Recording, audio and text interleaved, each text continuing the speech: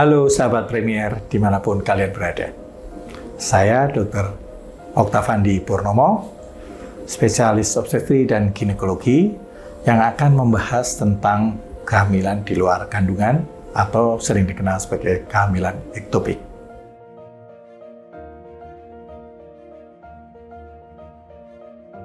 Ya, sebetulnya saya bergerak di bidang obstetri dan ginekologi. Perlu dicermati bahwa obstetri itu satu bagian yang berbeda dengan ginekologi, di mana obstetri itu adalah ilmu yang mempelajari tentang kehamilan, persalinan, dan pasca persalinan. Sedangkan ginekologi adalah ilmu yang mempelajari tentang kandungan, yaitu organ rahim itu sendiri, saluran telur, dan indung telur, serta vagina. Jadi organ genitalia interna dan eksterna dari seorang wanita itu selalu dibahas dan ditangani dalam bidang ginekologi. Termasuk misalnya kayak kanker, tumor, itu adalah bagian dari ginekologi. Tetapi ketika kita bicara tentang kehamilan, maka itu disebut bidang obstetri. Tentang bagaimana orang hamil, keinginan untuk hamil dengan masalah misalnya preeklamsia, hamil dengan penyulit darah tinggi, itu yang membahas adalah bidang obstetri. Jadi jelas ya perbedaannya antara kedua bidang tersebut.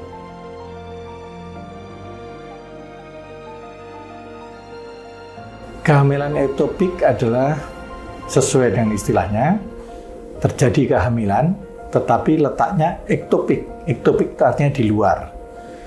Kehamilan yang benar adalah kehamilan yang berada di dalam rahim. Sedangkan ektopik artinya itu berada di luar rahim. Itu bisa terjadi di mana saja. Bisa terjadi di saluran telur, di indung telur, atau di daerah parametrium atau sekitar penopang dari rahim. Jadi di situ ada berbagai lapisan yang bisa ditempeli oleh kehamilan tersebut. Maka kehamilan itu disebut kehamilan di luar kandungan.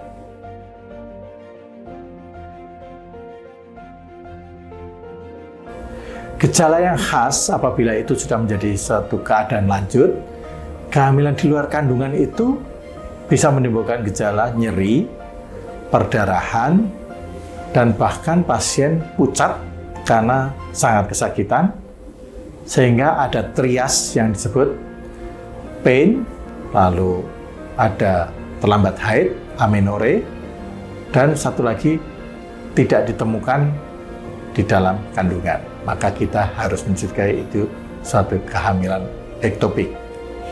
Akan tetapi kehamilan ektopik apabila ditemukan dini, bahkan bisa belum terjadi gejala apapun, tetapi dari analisa USG yang detail, apakah itu menggunakan USG abdomen ataukah itu menggunakan USG intravaginal, maka akan dapat ditemukan dengan cepat bahwa kehamilan itu tidak pada tempatnya.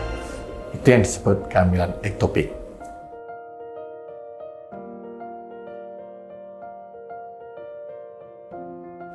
Ketika kita berhadapan dengan pasien yang masih belum tahu apakah ini di dalam atau di luar kandungan, maka ada dua pemikiran yang kita bisa sampaikan pada pasien. Kalau pasien tidak jelas usia kehamilannya, masih mungkin kehamilan itu terlalu dini ketika datang ke dokter. Sehingga pada pemeriksaan baru terjadi reaksi choriodesidual, di mana itu persiapan rahim untuk menyambut tumbuhnya janin di dalam kandungan. Akan tetapi, biasanya kalau dokternya maupun pasiennya yakin bahwa usia kehamilan itu sudah sekitar 6 minggu lebih, maka harus ditemukan kantong di dalam kandungan. Apabila tidak, maka dokternya wajib melakukan USG dengan sangat teliti untuk memastikan bahwa kehamilan itu tidak di dalam. Apabila itu ditemukan kehamilan di luar kandungan, pilihannya ada macam-macam. Ada bedah dan non-bedah. Kita bisa lihat dari kadar beta-HCG-nya.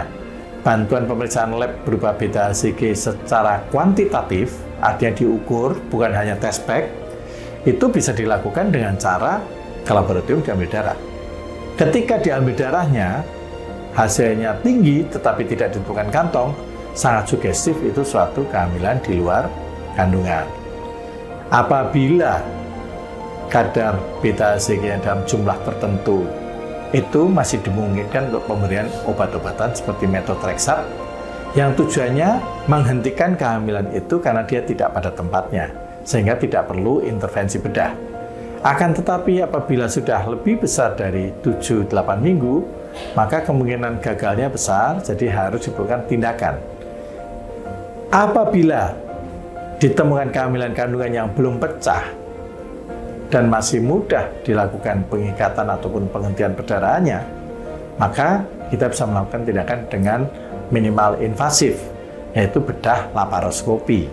Itu juga perlu prasyarat tertentu, antara lain pasien dalam keadaan baik, pasien masih sadar bagus.